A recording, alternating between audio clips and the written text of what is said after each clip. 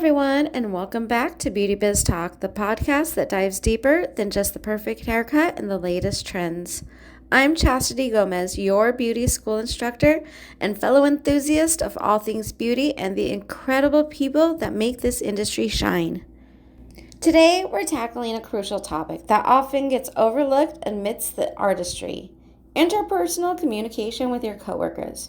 Whether you're navigating the bustling salon floor, collaborating in intense backstage photo shoot, or sharing your knowledge in a beauty school classroom, how you connect with your colleagues can truly make or break your daily experience. These aren't just fluffy suggestions. These are 5 powerful, actionable ways to foster better relationships, boost productivity, and honestly make your work life a lot more enjoyable. So grab your favorite beverage, settle in, and let's get real about how we talk to each other in the beauty industry. Let's jump in.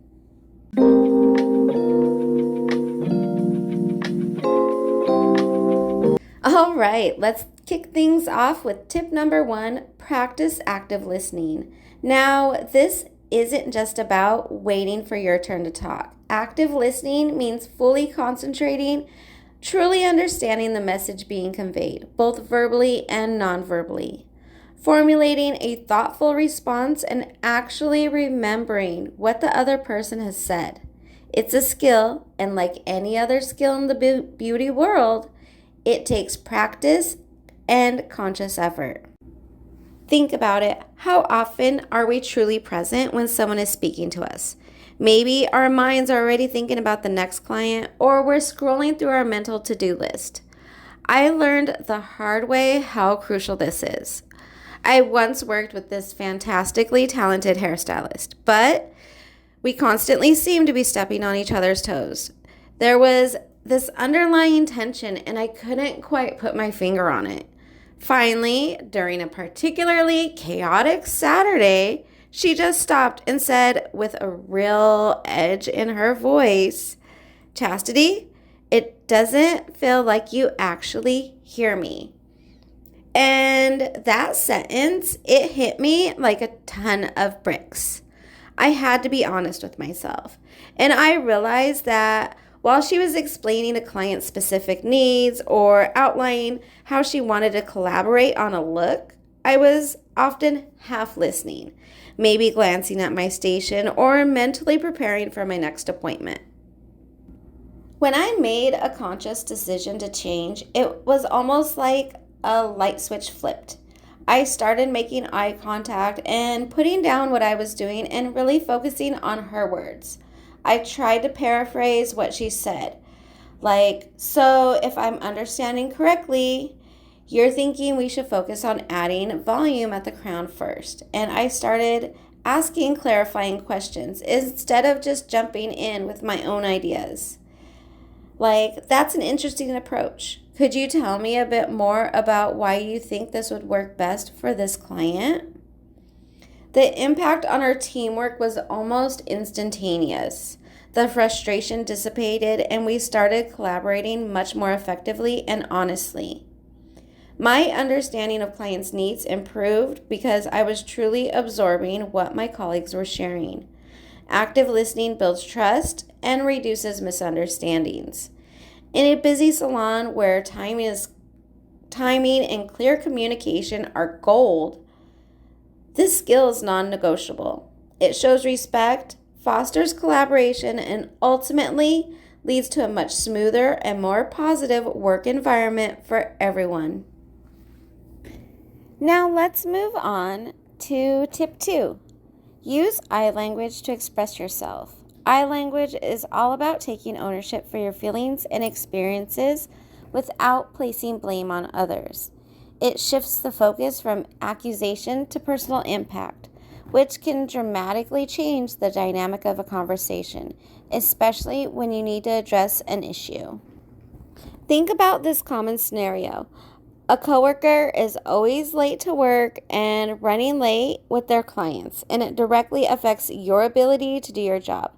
The natural inclination might be to say something like, "You messed up my schedule," or "You're always so unreliable." But these you statements immediately put the other person on the defensive. They feel attacked, and their focus shifts to justifying their actions rather than solving the problem. I experienced this firsthand with a member of our team that was consistently late and missed deadlines for a big event we were working on. My initial reaction was definitely frustration, and I probably let out a few sharp you statements. Unsurprisingly, didn't lead to any positive change. In fact, it created more tension and resentment. I decided to try a different approach, remembering the principles of I language. The next time she was late and it threw off my workflow, instead of pointing fingers, I sat down with my colleague and said calmly, I felt really stuck and under pressure when you didn't come in on time. It made me difficult to plan the next steps effectively. Can we perhaps plan a better system for communication when you're going to be late moving forward? Do you notice the difference? I focused on my feelings. I felt stuck. The impact on my work. It made it difficult for me to plan, and then gently proposed a collaborative solution. Can we plan a better system next time? My coworkers' reaction was day and night. Instead of becoming defensive, they were receptive, apologetic, and genuinely engaged in finding a better way to work together. I language keeps us from being blamed and threatened, which in turn opens the door for real constructive problem solving, strengthens your professional relationships. It fosters empathy and encourages more collaborative approach to challenges. Our third crucial tip, number 3, be mindful of nonverbal communication. The cues we send out without saying a single word, our tone of voice, our posture, our facial expressions, and even our eye contact often communicate far more powerfully than our actual words. And sometimes, unfortunately, our nonverbal cues can completely undermine our intended message. I remember a specific instance when I was giving feedback to a future professional during the training session. I was trying to be constructive, pointing out areas where they could refine their technique. However, I was also feeling a bit rushed and perhaps a little critical in my own head. And I didn't realize it, but I had my arms crossed, my posture was quite rigid, and my facial expression was probably more serious than encouraging. Later that day, another instructor pulled me aside and gently said, Hey, Chastity, I noticed your feedback session with the future professional a little earlier, and you might want to be aware that your body language came off a little cold. I was actually genuinely surprised. That wasn't my intention at all. I thought I was just being direct, but my nonverbal cues were screaming something completely different. That experience was a real eye-opener for me. Now I make a much more conscious effort to align my nonverbal communication with my verbal message, especially when giving feedback or addressing sensitive topics. I try to maintain an open posture, making sure my arms aren't crossed. I consciously try to smile more, even when delivering constructive criticism, to convey that my intention is to support them and help them grow. I also try to pay attention to my tone of voice, ensuring that it's encouraging and collaborative rather than judgmental. Your body language speaks volume, whether you realize it or not. Make sure you're not sending a message that contradicts your words or creates unnecessary tension. Being aware of nonverbal cues and striving for congruence between what you say and how you present yourself is a key element in effective interpersonal communication. Okay, moving on to tip number 4, handle conflict with a collaborating mindset.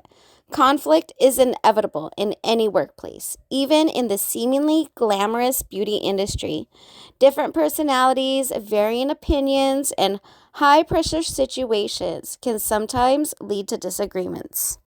However, the way we handle these situations can either escalate tension or lead to stronger, more collaborative relationships.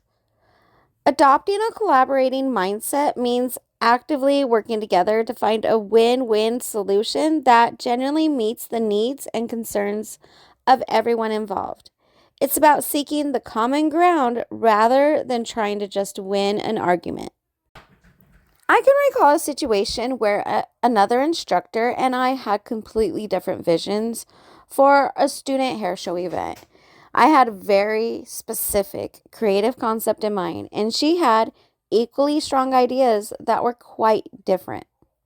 Initially, we both became quite entrenched in our own perspectives, each trying to convince the other that our way was the right way. The conversation started to become tense, and I could feel that familiar feeling of wanting to just push my idea through. But then I remembered the power of collaboration. I consciously shifted my approach and said something like, your ideas are really interesting and I can see the potential. Instead of each of us trying to do our own thing, what if we explored how we can combine our concepts and create something even better than either of us initially imagined? That simple shift in mindset completely changed the dynamic. Instead of being adversaries, we became partners. We started brainstorming together, identifying the strongest elements of each of our original ideas, and then weaving them into a new, unified vision. And you know what? The resulting student hair show was absolutely fantastic. It incorporated the best of both of our creative approaches, and it turned out to be one of our most successful events to date. Collaboration isn't about compromise where everyone feels like they've lost something. It's about synergy, whereby working together, you can create a solution that's greater than the sum of its individual parts. It demonstrates your team spirit, fosters creativity, and ultimately strengthens the bonds within your workplace. We've finally arrived at tip number 5, respect the physical context. This might seem like a less obvious skill, but the physical context, where and when the conversation takes place, can have a profound impact on how your message is received and understood. The environment can either facilitate open and respectful communication or create barriers and discomfort. I learned this lesson through a rather awkward experience. I had some constructive feedback to give a team member about their client interaction.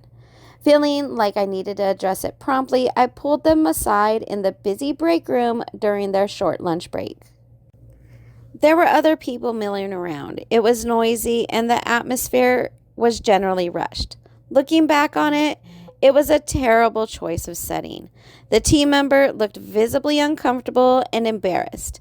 Their body language was closed off, and I could tell they weren't really absorbing what I was saying. The whole interaction felt strained and unproductive.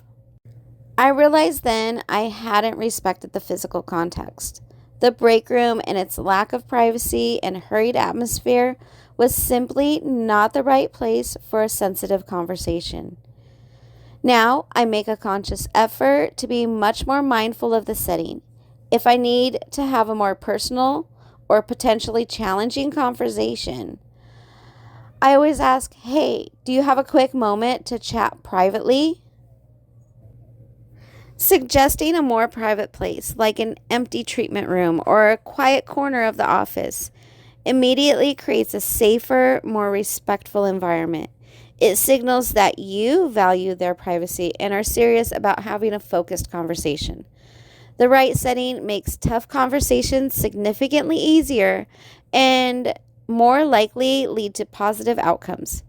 Being considerate of the physical context demonstrates respect and thoughtfulness, ultimately fostering better communication and stronger relationships with your team.